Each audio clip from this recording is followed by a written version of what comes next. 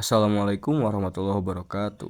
Halo teman-teman, selamat datang kembali di podcast Sejarah Peradaban Islam, ruang ngobrol santai tapi penuh makna.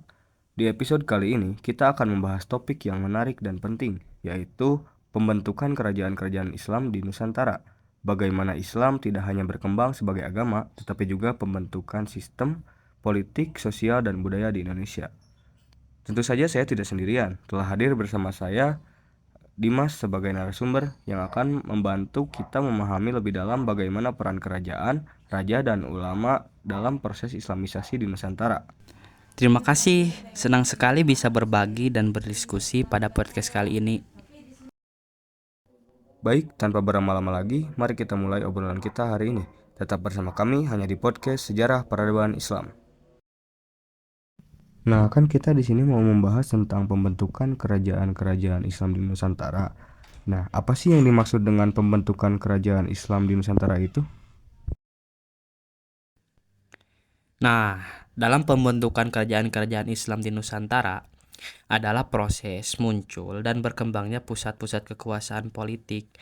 Nah, yang menjadikan Islam sebagai dasar legitimasi pemerintahan sekaligus sebagai sarana penyebaran agama Islam. Nah, kerajaan-kerajaan ini tidak hanya berfungsi sebagai entitas politik, tapi juga sebagai lembaga yang memperkuat Islamisasi melalui hukum, pendidikan, dan peran ulama, sehingga Islam ini menyebar lebih luas dan terstruktur di masyarakat begitu.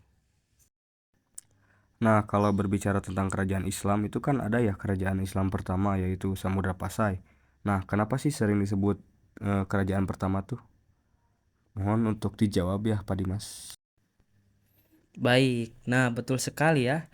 Samudra Pasai itu disebut sebagai kerajaan Islam pertama di Indonesia karena kerajaan paling awal yang secara jelas dan resmi menjadikan Islam sebagai dasar pemerintahan.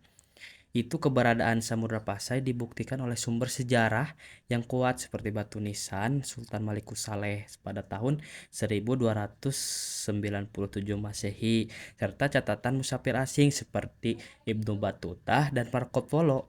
Nah, kerajaan ini juga menjadi pusat perdagangan dan keilmuan Islam yang berperan penting dalam awal Islamisasi di Nusantara begitu. Nah, selain itu juga kan ada juga tuh Malaka yang sering disebut sebagai pusat penyebaran Islam. Nah, gimana sih peran Malaka itu dalam konteks ini? Ya, ya betul sekali ya. Malaka ini sangat berperan sekali karena Malaka ini sebagai pusat perdagangan dan penyebaran Islam yang sangat strategis di Asia Tenggara begitu.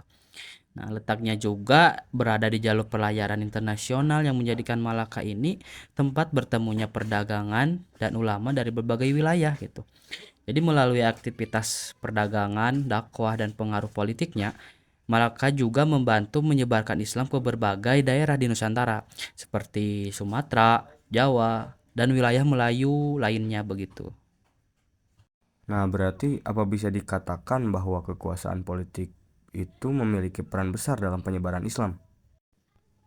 Betul sekali. Jadi kerajaan itu menjadi basis politik yang penting dalam penyebaran Islam karena kekuasaan raja memiliki pengaruh besar terhadap kehidupan sosial dan keagamaan masyarakat. Ketika raja atau elit penguasa memeluk Islam, nah agama tersebut memperoleh legitimasi politik, perlindungan hukum, serta dukungan institusional. Hal ini memudahkan Islam disebarkan secara lebih luas dan teratur. Jadi melalui kebijakan kerajaan, pembentukan lembaga keagamaan, dan keteladanan penguasa yang diikuti oleh rakyatnya begitu.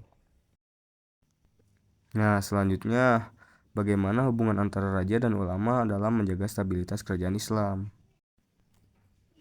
Nah, dalam hubungan antara raja dan ulama, itu sangat mempengaruhi stabilitas kerajaan Islam karena keduanya memiliki peran yang sangat melengkapi begitu.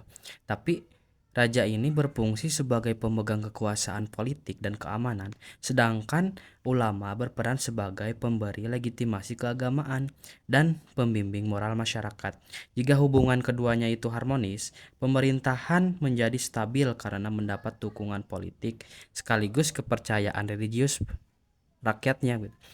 Nah, sebaliknya, Jika terjadi konflik antara raja dan ulama, stabilitas kerajaan ini dapat terganggu karena hilangnya legitimasi atau munculnya perlawanan sosial begitu.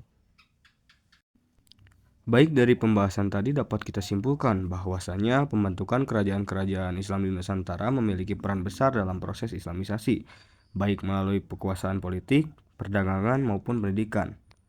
Terima kasih banyak kepada Dimas atas penjelasan dan wawasan yang sangat berharga. Semoga diskusi ini bisa menambah pemahaman kita semua tentang sejarah dan perkembangan Islam di Indonesia.